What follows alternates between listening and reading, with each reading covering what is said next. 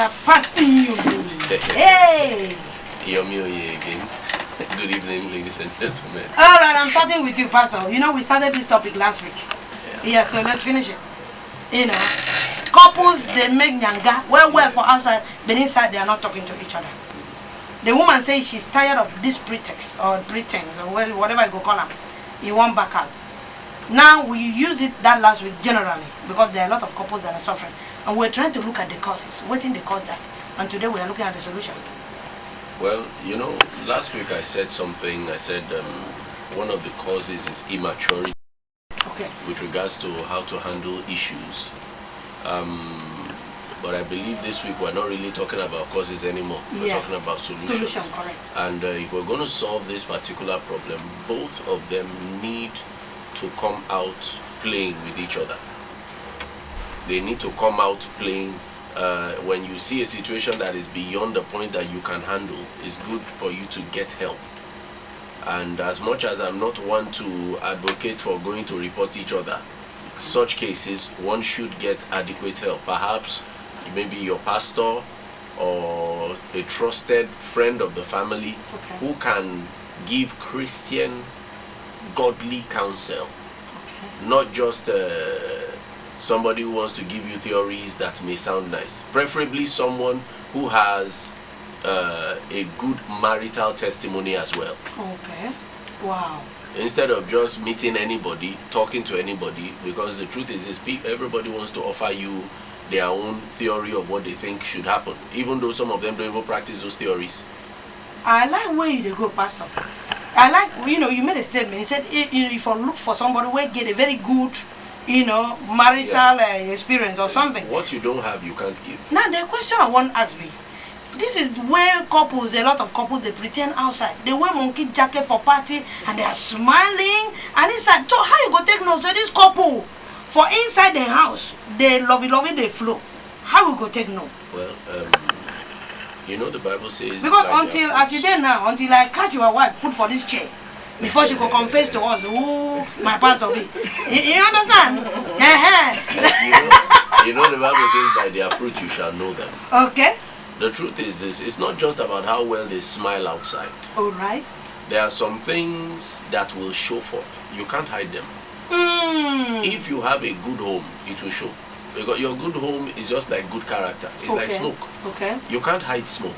Okay. Or you can't cover it for long anyway. Wow. If you have a good home, it will show. Yes, a good home does not mean there won't be arguments. Okay. But you will see the maturity in handling them. When you see a couple that can joke with each other openly without fear, can talk openly, communicate freely, they understand each other, you'll be able to tell easily. Because some couples they fear to even talk to each other. This is another corner where they go.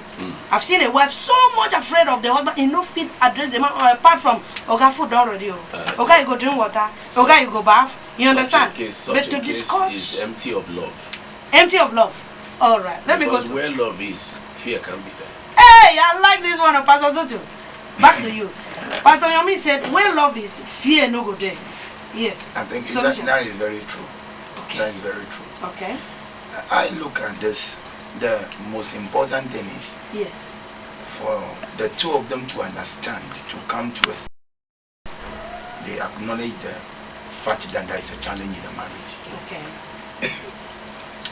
Not until that is realized, I don't think there will be any solution. Okay. There is a lot of couples who have some of these problems. Okay. As you were saying, when they come out, they pretend. Very nice couples outside. If you don't accept your challenges, there will not be any remedy to them.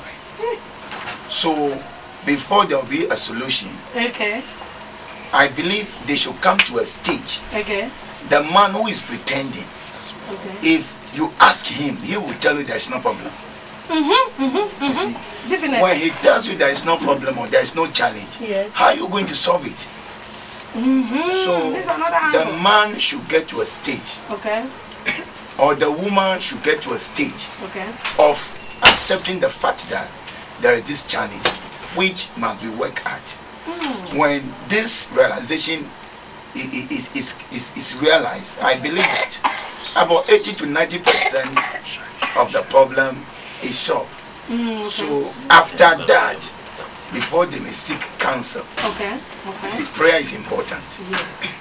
The family that prays together stays together. Exactly. The family that eats together stays together. Okay. And the husband and wife that bath together.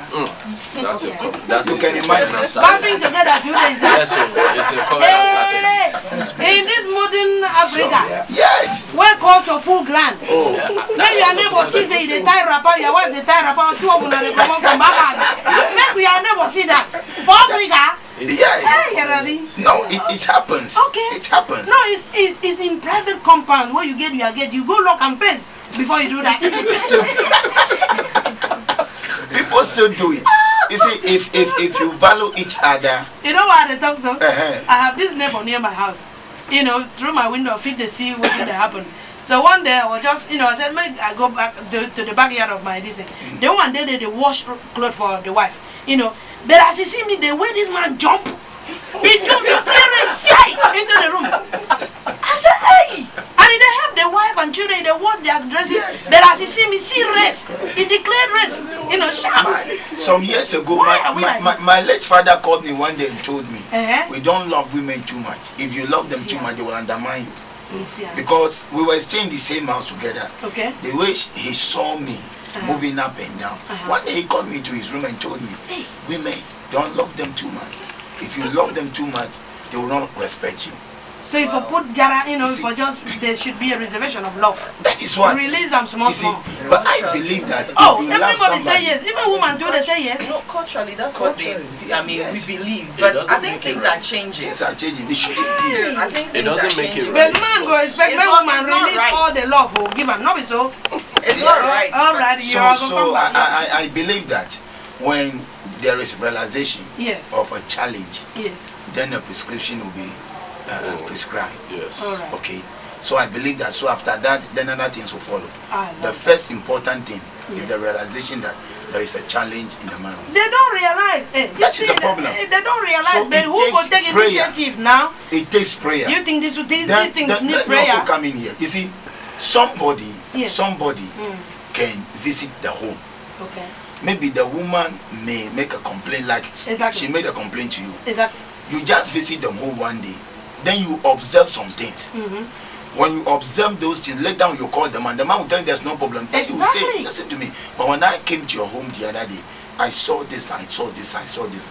Based on that, you can get the man. No worry, I go become a senior counselor now. I go begin a visit. Inspector, don't become now. All right, I'm going to hear from the woman.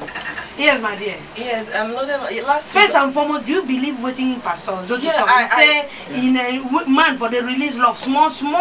Oh, not in that sense. Okay. But in culturally, that is what is believed, that you don't have to love a woman too much. It is wrong. Okay. It is wrong. But seriously, it is wrong. What is wrong with loving your wife and loving her in totality? Okay. There's nothing wrong with that. But culturally, we are taught to. We are meant to know that if you're a man and you love your wife too much, then she'll control you and she'll do. But all right, then solution to the topic. Last week we talked about the fact that there's broken down in communication. Correct. And communication is two-way. Yes. So if it's broken down, then somebody must put in an effort to mend it. Wow. So in this case, if the woman is bothered about this whole situation and they are not talking but they are being lovey-dovey outside the home, then she has a responsibility to herself and to her marriage to talk, to find. I'm sure that every man has a downside where you can catch him and say, my husband, this is what I've observed, this is what is going on. Men don't like to hear. Can we talk about it? That man, na fireman, there are some fire husband. When we say the moment you bring that thing, the man go jump, waiting. You don't go even listen. These are men we are talking about. What if your husband at that time, when you go even want to listen to even your complaint? As you walk out near the bedroom, say the man I don't share like monkey. What do they want? So how are you gonna do that? I believe that as a Christian, yes.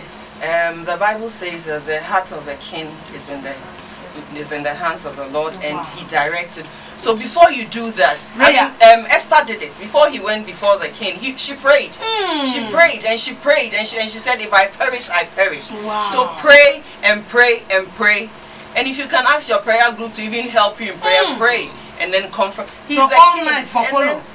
You know, prophet in call. and then there's nothing that you cannot do with prayer. You know, once you pray and you approach, and you also have to find a way to approach it. You have to find when he's full, his tummy is full. There are so many. There's no man that does not have a soft spot. There's a soft spot somewhere that you can. I love it, but I'm surprised that you didn't also talk about, you know, men to also take initiative. That's what I mean in the case of this woman. But if most of the time when there's a breakdown in communication on the woman's side, I'm sure there's some hate, there's some unforgiveness somewhere.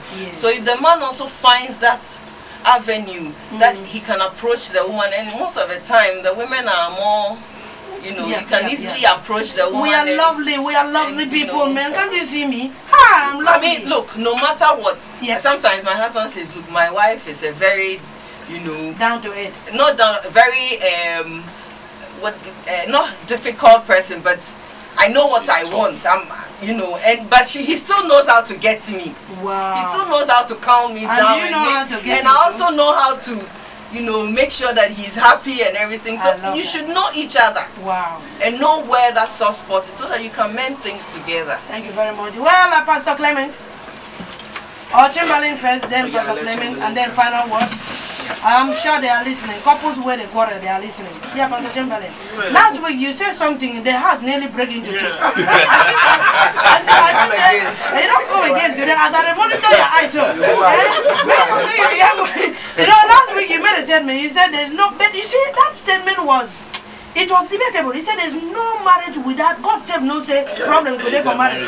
You still stand for that one? You still stand say God save no say problem today? Or you don't repent? Loaded Mama, good evening. And don't shout your but time they go. What I'm saying is that, you see, like what we are saying, you know, input determines output. Wow. Okay, yes. So these couples, they need commitment. Okay. Commitment is the backbone of marriage. You know, commitment. Okay. Yes, dictionary defines commitment as an engagement or obligation that restricts choice of action. Okay. Okay. The wife needs to commit. Okay. The husband needs to commit to the institution. Correct. It's honorable institution. Okay. You see, when you finish from incubated stage of life, you enter domesticated stage of life, to single, to marriage stage, which is the last stage. Before you go back to your creator, who is the originator of this marriage. So what they need is commitment. That is the backbone. They have to commit to the marriage, make it work. You know, there is something that found wanted in that marriage. Okay. So if they commit, you see this marriage go walk. The book of Job 14:7 say there is a hope for a tree. If it is cut down, it will bud again. Yes. You are gradually becoming popo. Me, I think I'm you. No, Pastor Clement, we are to you now. Oh my goodness. All right. Well, I agree with all the things you've said. I just want to quickly add something I've observed with marriages. Okay. There are certain families, they have one place that everybody does engagement. With some people it works, but for other people, we're talking once in our church, and then two people got out, they say, yeah, in their homes. They have a certain place, they organize all the engagement, and everyone who did it there got his marriage destroyed. Anyway, so that is one. And I recommend that, you see, somebody said that when you see marriage as work, and you plan towards it, then it becomes joy. Okay. But many people go into marriage, don't see the hard work aspect of marriage. Okay. They think that, okay, if my father never took care of me, things went bad in school, marriage is the only place I'm going to be happy. And they don't believe in investing in that happiness. And I agree with what our sister said, that every man has a soft spot. That's why I agree with also the man of God that we need to do things together. Okay. There are certain things that when you do together and you have certain code names, nice names you call each other, you can use a particular name and the man will melt. Wow. That also involves some prayer.